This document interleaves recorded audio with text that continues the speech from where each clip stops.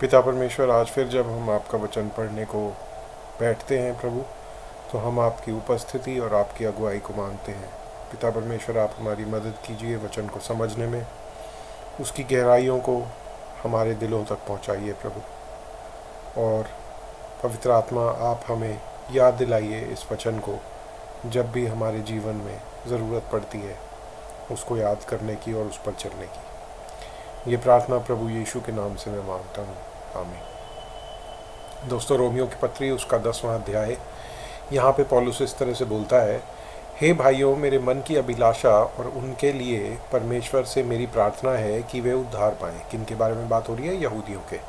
क्योंकि मैं उनकी गवाही देता हूँ कि उनको परमेश्वर के लिए धुन रहती है, परंतु बुद्धिमानी के साथ नहीं, क्योंकि वे परमेश्वर की धार्मिकता से अनजान होकर अपनी धार्मिकता स्थापित करने का यत्न करके परमेश्वर की धार्मिकता के अधीन न हुए।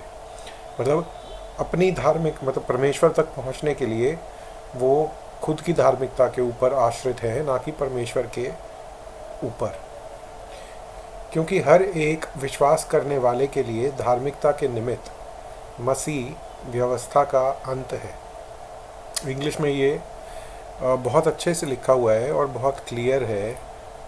यहाँ पे लिखा है, for Christ is the end of the law for righteousness. मतलब लॉ फॉर राइचियसनेस, राइचियसनेस मतलब धार्मिकता पाने के लिए कानून को मानना, व्यवस्था को मानना, मसीह के अंदर इस बात का अंत हो चुका है। अब जो धार्मिकता आएगी वो मसीह के द्वारा आएगी, ना कि नियम के द्वारा। ठीक है, तो ये बात बड़ी क्लियर है कि आज के समय में, नई वाचा के समय में, व्यवस्था को मान के कोई भी धार्मिकता नहीं पा सकता। क्योंकि मूसा व्यवस्था से प्राप्त धार्मिकता के विषय में यह लिखता है, जो व्यक्ति उनका पालन करता है वह उनसे जीवित रहेगा। परंतु जो धार्मिकता विश्वास से है वह यह कहती है कि तू अपने मन में यह न कहना कि स्वर्ग पर कौन चढ़ेगा, अर्थात मसीह को उतार लाने के लिए, या अधोलोक में कौन उतरेगा, अर्थात मसीह को मरे हुओं में से जिलाकर ऊपर लाने के लिए।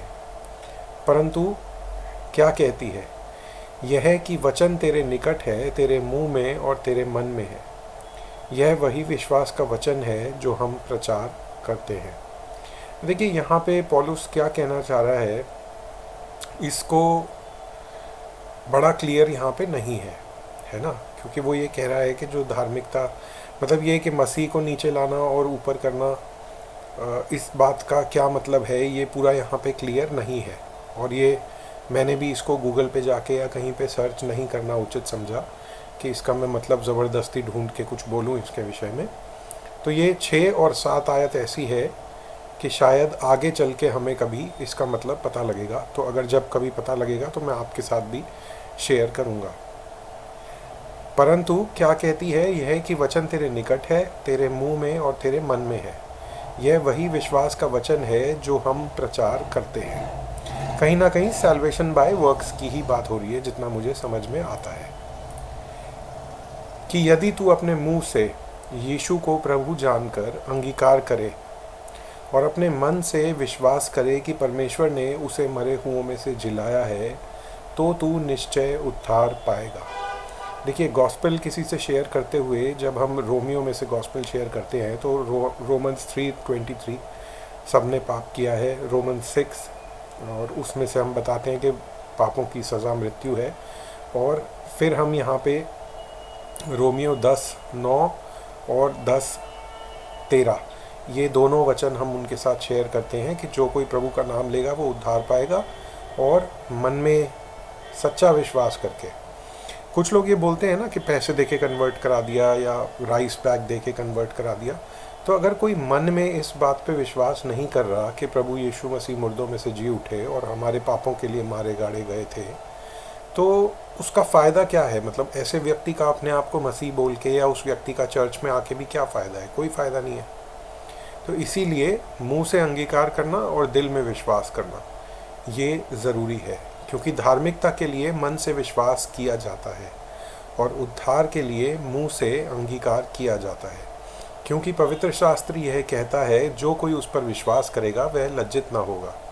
यहूदियों और यूनानियों में कुछ भेद नहीं, इसलिए कि वह सब का प्रभु है और अपने सब नाम लेने वालों के लिए उदार है। क्योंकि जो कोई प्रभु का नाम लेगा वह उद्धार पाएगा। फिर जिस पर उन्होंने विश्वास नहीं किया वे उसका नाम कैसे लेंगे, क्यों लें? और जिसकी नहीं सुनी उस पर क्यों विश्वास करें? और प्रचारक बिना क्यों सुने? और यदि भेजे न जाएं तो क्यों प्रचार करें? जैसा कि लिखा है, उनके पांव क्या ही सुहावने हैं जो अच्छी बातों का सुसमाचार सुनाते हैं। देखिए, यहाँ पे हिंदी में कंफ्यूजिंग है, इंग्लिश में बड़ा क्लियर है कि वो विश्वास कैसे करेंगे जिसके बारे में उन्होंने सुना ही नहीं, और सुनेंगे कैसे जब तक कोई उन्हें बताएगा नहीं। और कोई बताएगा कब? जब कोई भेजा जाएगा बताने के लिए। और फिर वो बोलते हैं कि कितने उनके पांव सुहावने हैं जो सुसमाचार सुनाते हैं, अच्छी बातों का सुसमाचार सुनाते हैं, good news of the gospel. ठीक है, परंतु सब ने उस सुसमाचार पर कान न लगाया। यशाया कहता है, हे प्रभु, किसने हमारे समाचार पर विश्वास किया? इसलिए विश्वास सुनने से, और सुनना मसीह के वचन से होता है। मतलब विश्वास कैसे आएगा? सुनने से आएगा। इसीलिए अगर आपके घर में, मेरे घर में कोई ऐसे हैं जो विश्वास नहीं करते, या मेरा बेटा है, तो हमारी ये ड्यूटी बनती है कि हम वचन उनसे लगातार बांटते रहें, कि कभी ना कभी उनके अंदर विश्वास उत्पन्न होगा, और विश्वास आएगा वचन सुनने से, प्रभु यीशु मसीह का वचन सुनने से। फिलोसॉफिकल आर्ग्यूमेंट्स और अपोलोजेटिक्स की अपनी एक जगह है, लेकिन फिर भी मैं फ्रॉम एक्सपीरियंस इस बात को जानता हूँ कि जितना प्रभाव बाइबल का वचन, बाइबल की आयत, बाइबल में जो लिखा है उसका पड़ता है, उतना प्रभाव और किसी बात का नहीं पड़ता। शायद पौलुस इसीलिए बोलता है कि हम message of the cross preach करते हैं, not using wisdom of words, lest we make the cross of Christ of none effect. कि मैं जब प्रचार करता हूँ तो मैं अपनी बुद्धि का उपयोग बहुत ज़्यादा नहीं करता, not with wisdom of words, कि भाषा को बहुत ज़्यादा चतुरता से लोगों के सामने प्रस्तुत करूं, पर हम सिंपल जो सुसमाचार है वो लोगों के सामने रखते हैं, क्योंकि कोई ना कोई ताकत है वचन के अंदर। जैसा पुराने नियम की भी एक आयत है, शायद आइज़या में है, कि the word of God does not come back empty. वो अपना मकसद पूरा करके आता है। प्रभु का वचन जो जाता है वो अपना मकसद पूरा करके आता है। और यहाँ पे मकसद क्या है? लोगों के अंदर विश्वास जगाना वचन सुनने के द्वारा। ठीक है, परंतु मैं कहता हूँ, क्या उन्होंने नहीं सुना? सुना तो सही, क्योंकि लिखा है, उनके स्वर सारी पृथ्वी पर और उनके वचन जगत के छोर तक पहुँच गए। यहाँ पे फिर से यहूदियों की बात हो रही है कि उन्होंने तो सब कुछ सुना हुआ है, और उन्हीं के वचन जो यहूदियों को मिले थे वो दूर दूर तक पहुँच गए, कोने तक पहुँच गए दुनिया के। फिर मैं कहता हूँ, क्या इजराइली नहीं जानते थे? पहले तो मूसा कहता है, मैं उनके द्वारा जो जाति नहीं, तुम्हारे मन में जलन उपजाऊंगा, मैं एक मूर्ख जाति के द्वारा तुम्हें रिस दिलाऊंगा। फिर यशाया बड़े साहस से कहता है, जो मुझे नहीं ढूंढते थे, यानी कि गैर जाति, उन्होंने मुझे पा लिया। मतलब यशाया भविष्यवक्ता, परमेश्वर ऐसा बोलते हैं, ये यशाया बताता है कि जो मुझे नहीं ढूंढते थे उन्होंने मुझे पा लिया, और जो मुझे पूछते भी न थे उन पर मैं प्रकट हो गया। परंतु इज़राइल के विषय में वह यह कहता है कि मैं सारे दिन अपने हाथ एक आज्ञा न मानने वाली और विवाद करने वाली प्रजा की ओर पसारे रहा। तो दो पिक्चर हैं, एक वो लोग हैं जो कि प्रभु जिनको नहीं ढूंढते थे उन्होंने प्रभु को पा लिया, और एक इज़राइल के लोग हैं जिन्हें परमेश्वर खुद अपने पास बुला रहे हैं हाथ खोल के, लेकिन वो फिर भी विश्वास नहीं कर रहे। ठीक है, तो यहाँ पे पौलुस भी यही बात समझाने की कोशिश कर रहा है।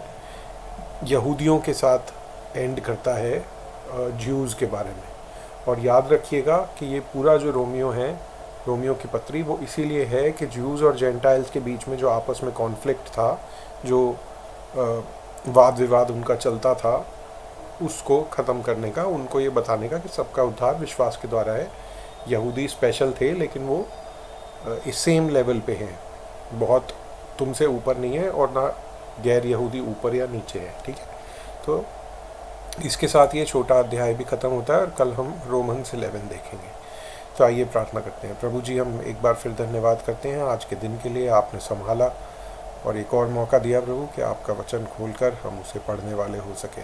और प्रभु, हम सच में अपने मुंह से अंगीकार करते हैं कि आप हमारे उद्धारकर्ता हैं और हम आप पे और केवल आप पे विश्वास करते हैं।